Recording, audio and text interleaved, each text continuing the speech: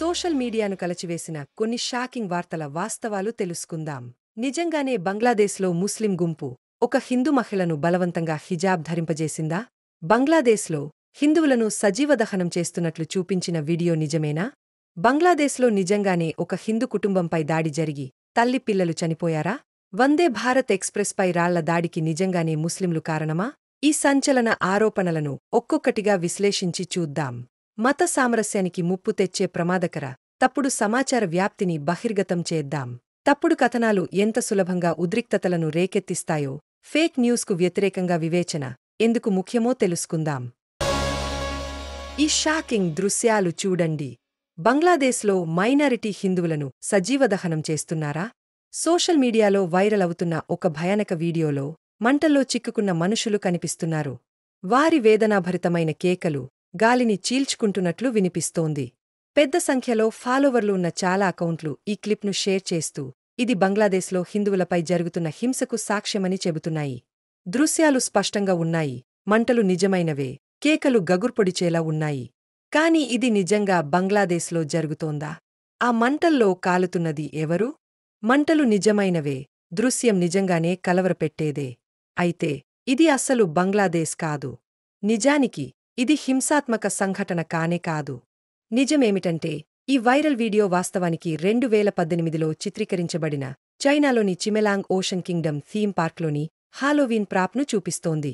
అవి నిజమైన మనుషులు కాలిపోవడం కాదు, కాని ప్రత్యేక ఎఫెక్ట్స్తో తెలివిగా రూపొందించబడిన బొమ్మలు. ఈ సత్యం తప్పుడు వార్తలు వ్యాప్తి చేసేవారి దుష్ట కుట్రను బయటపెడుతుంది. వారి లక్ష్యం ఏమిటి? భారతీయ ముస్లింలకు వ్యతిరేకంగా భారతీయ హిందువులను రెచ్చగొట్టడం, భయాలను స్వలాభాలకు వాడుకోవడం, మత విభేదాలను మరింత పెంచడం, రాజకీయాలకు సంబంధం లేని హాలోవీన్ ప్రదర్శనను మతపరమైన హింసకు సంబంధించిన తప్పుడు కథనంగా మలచడం ద్వారా ఈ మానిప్యులేటర్లు విభేదాలను మరియు ద్వేషాన్ని వ్యాప్తి చేయాలని ప్రయత్నిస్తున్నారు. మరో సంచలనాత్మక వార్త సోషల్ మీడియాను కుదిపివేసింది. బంగ్లాదేశ్లో ఒక హిందూ కుటుంబం క్రూరంగా హత్య చేయబడిందని. అక్టోబర్ 16, 2024న హిందువులైన ఒక తల్లి, ఆమె 3 పిల్లలను దుండగులు దారుణంగా హత్య చేశారని, వారి శరీరాలను ముక్కలు ముక్కలుగా నరికివేశారని ఒక వైరల్ పోస్ట్ పేర్కొంది. వేలాది సార్లు షేర్ చేయబడిన ఈ పోస్ట్లో భయానకమైన చిత్రాలు మరియు హృదయవిదారక వివరాలు ఉన్నాయి. బంగ్లాదేశ్లో హిందువులపై విస్తృత హింస జరుగుతుందనే భయాలను రేకెత్తిస్తున్నాయి. కాని ఆగండి, ఎక్కడో కొడుతోంది. వాస్తవాలను పరిశీలిద్దాం. తేదీ కరెక్టే. అక్టోబర్ 16, 2024. ఒక తల్లి మరియు 3 పిల్లలు నిజంగానే దారుణంగా మరణించారు. ఈ సంఘటన నిజంగానే ఆగ్రహం మరియు ఆందోళనను రేకెత్తించింది. ఇప్పుడు ట్విస్ట్ ఏమిటంటే ఈ సంఘటన అసలు బంగ్లాదేశ్లో జరగలేదు.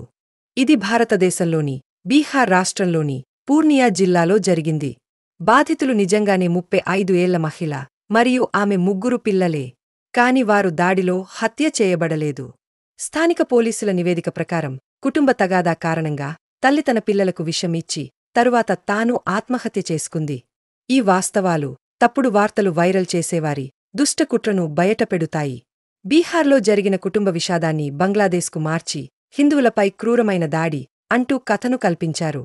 ఈ విద్వేషవాదులు భారతీయ హిందువులను భారతీయ ముస్లింలకు వ్యతిరేకంగా రెచ్చగొట్టడానికి ప్రయత్నిస్తున్నారు.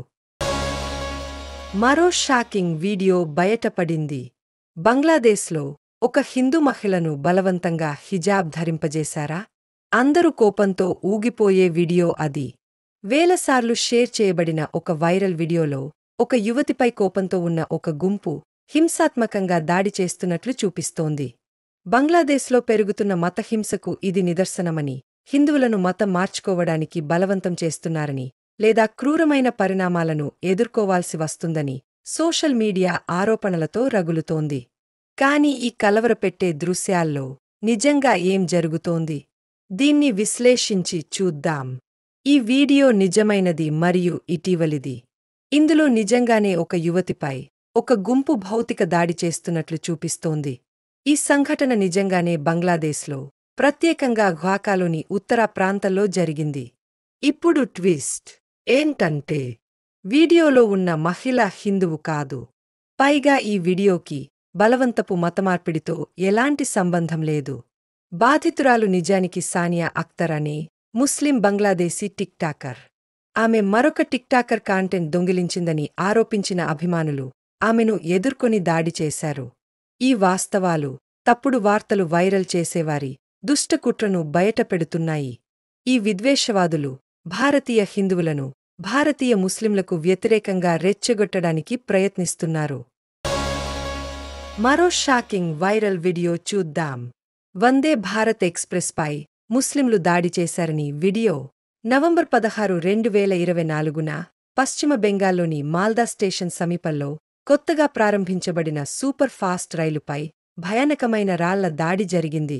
భారతదేశ పురోగతిని దెబ్బతీయడానికి ముస్లిం దుండగులు ఉద్దేశపూర్వకంగా దాడి చేశారని సోషల్ మీడియా ఆరోపణలతో రగిలిపోయింది.